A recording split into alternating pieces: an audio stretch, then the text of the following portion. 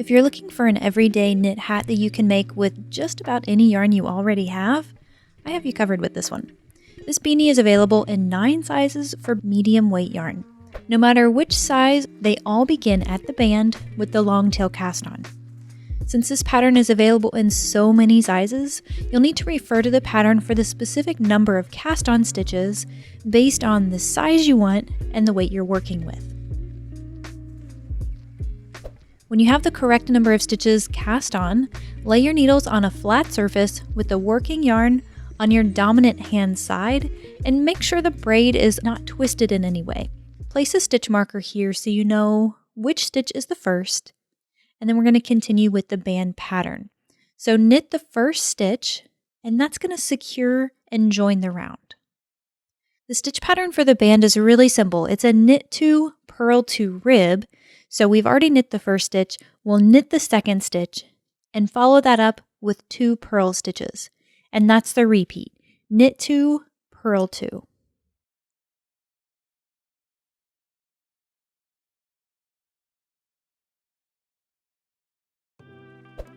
Okay, after you have repeated your knit 2, purl 2, and you've made it back to the stitch marker, pass it over and continue the same repeat for the next round. Knit 2, purl 2.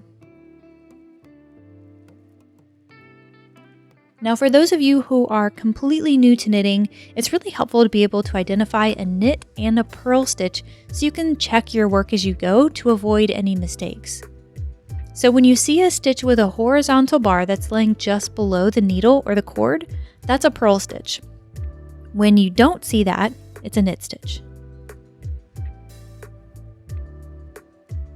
So that's the repeat for the band. Knit 2, purl 2 for each round, and of course the total number of rounds depends on the size you're making. So go ahead and refer to the pattern for that, work through the band. Next we'll look at the side pattern.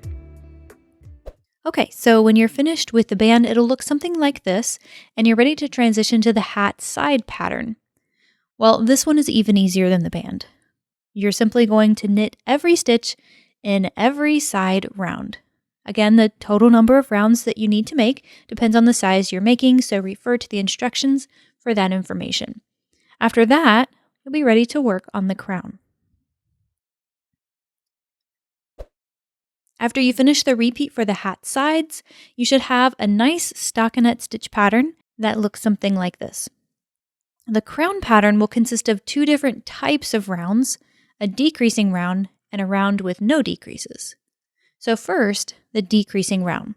You'll begin by knitting a number of stitches. The number is size dependent, so refer to the pattern for the size you're making to get the number of stitches you need to knit. And then here will decrease. The decrease you'll use is the knit 2 together.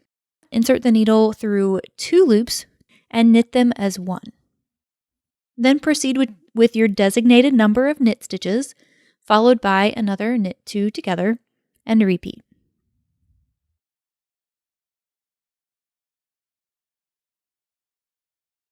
After finishing the decrease round, follow that with a round where you knit every stitch. That's the trend for the crown. Decrease round, followed by a knit round, and repeat.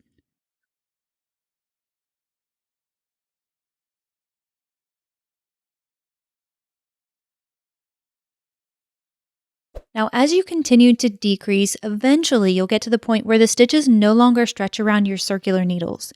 When this happens, you need to do one of 2 things. Either switch to double pointed needles or switch to a longer circular so you can work the magic loop. I'm going to demonstrate how to continue the crown decreases with the magic loop. To make this as easy as possible, to work with the magic loop, you'll need another needle in the same size with a much longer cord, like a 32-inch or a 40-inch or even longer if that's what you can get. As you're transitioning, you'll need to keep up with the crown repeat, so your decrease round and your regular knitting round. And no matter where you are within that repeat, when you get to the point where you need to transition to the longer circular, you'll do so by working with 1 needle from each circular. Now, I tend to prefer to use locking stitch markers instead of ring stitch markers when I knit magic loop, so that's why I'm switching to a different stitch marker here. You can use whatever you prefer.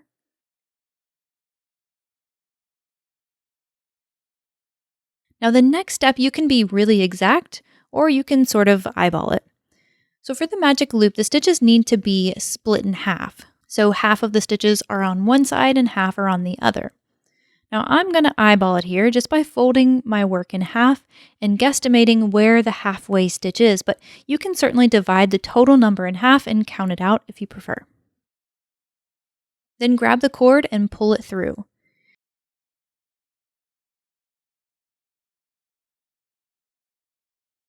Feed the stitches on the new needle, we'll call it, and pull the back needle through. Now pull that so you have enough slack to knit with, but don't pull it so far that you pull it all the way through. You need to have some cord on the opposite side for the magic loop to work. Also, just be mindful of where you are within your crown repeat and make sure you're following that.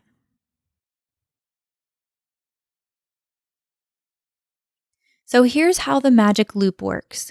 When you reach the end of a line of stitches, pull the cord through, then rotate it so the new needle is closest to you, and feed the stitches on the new needle.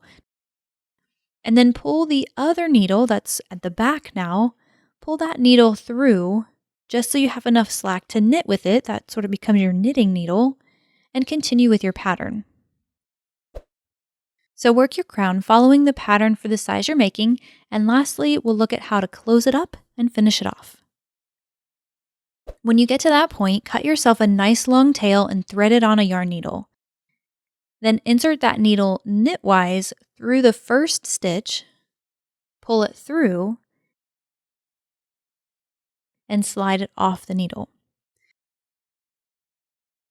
Then simply repeat that for all the remaining stitches.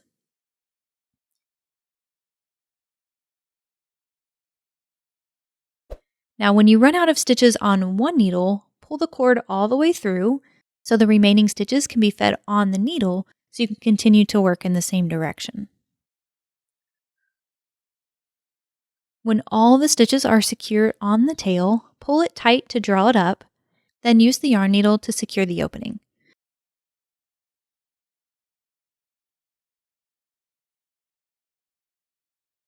I like to do this both on the outside and on the inside of the hat.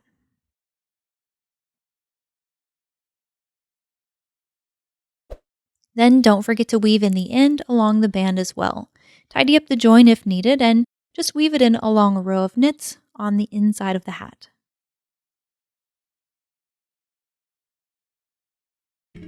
That's all for now, friend. Thank you so much for watching and especially for sticking with me until the end. If you're not already subscribed, please consider doing that if you like this sort of thing, if you want to learn more about knitting and crochet, or you're just looking for a new pattern to try. By subscribing, liking, and commenting, you can make a big impact in helping me continue what I'm doing and sharing this craft we both love. Happy knitting, and I'll see you in the next one.